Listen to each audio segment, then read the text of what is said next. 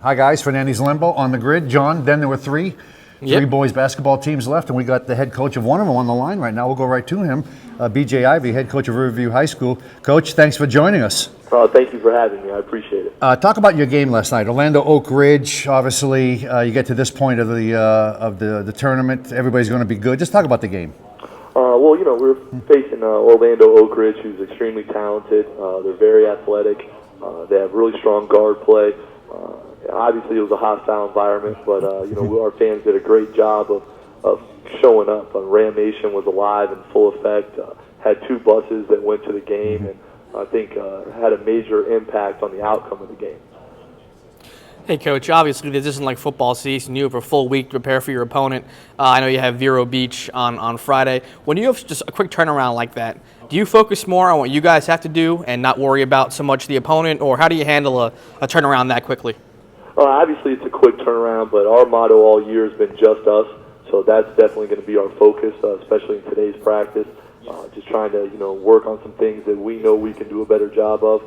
At the same time, our staff is going to work like crazy behind the scenes to make sure that we have a very good scouting report, break down film on Vero Beach so we know their tendencies and what they want to accomplish on the offensive and defensive end. And we'll share that with our guys as we get closer to tip-off on Friday.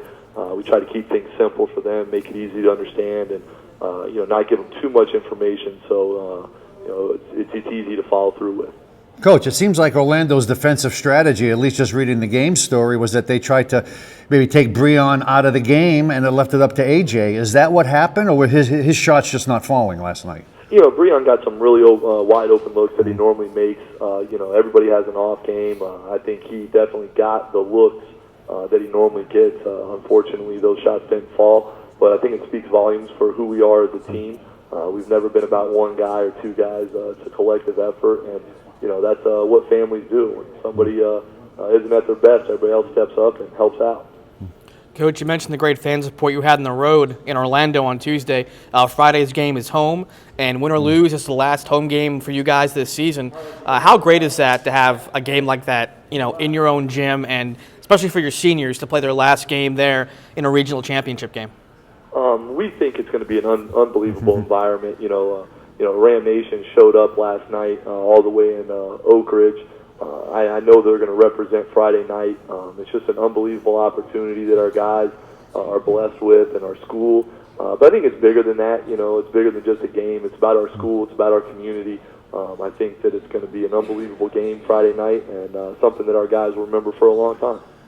BJ, you've been there quite a few years, but just strictly from a basketball makeup standpoint, it just seems like your team has every type of player that a team needs to go far. I mean, you have guys, scrappers, you have rebounders, and everybody seems to know their role on that team.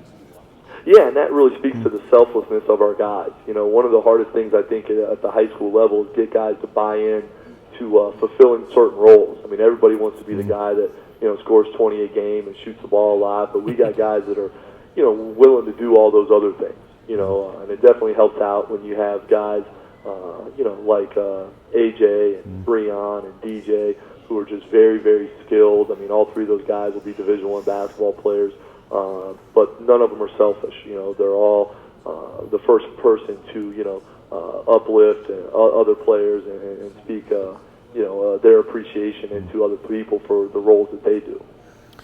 Last one for me, Coach. Obviously, you guys have had that number one ranking for most of the year, and with that comes a big target. And you guys have answered it well.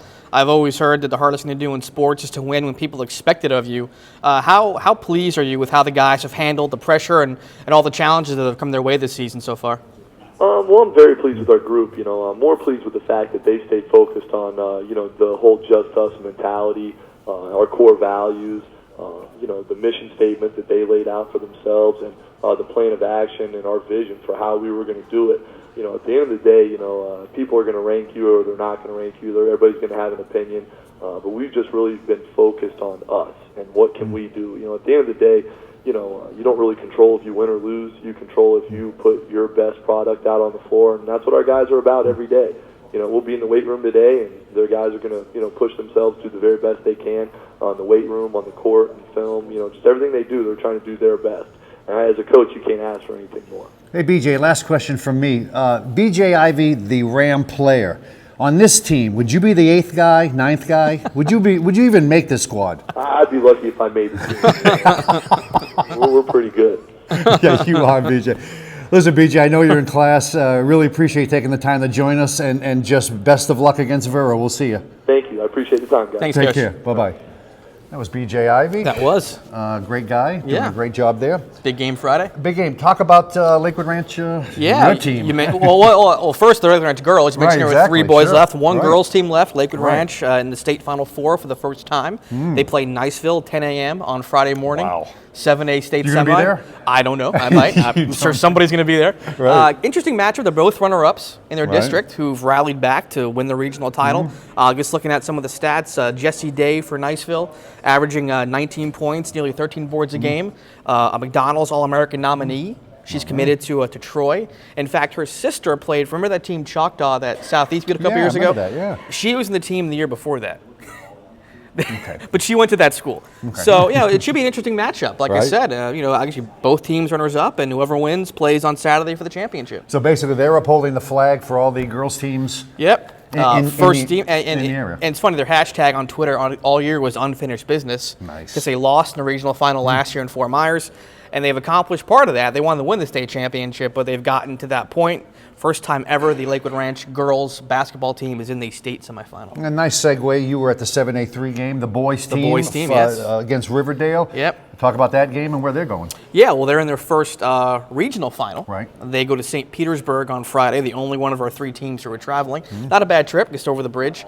They were pretty much in control. I mean, Riverdale got within 2 in the third quarter, and then Lakewood Ranch pulled away.